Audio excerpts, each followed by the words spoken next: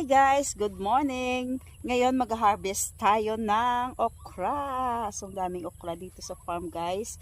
So ready for sale na kung sino man gusto mag-order dito. Just PM para mapuntahan ko kayo, okay? PM is the key. Kung sino gusto magbakal sang okra. Kay deliveran to, no? So fresh ang okra dito. Maraming binipis ang okra guys. Kaon ka mo sa okra. Dakagulang lang di.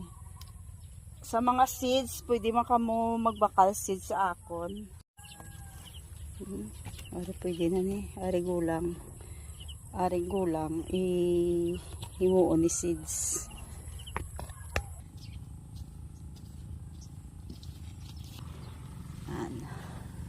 Kanami isang okra.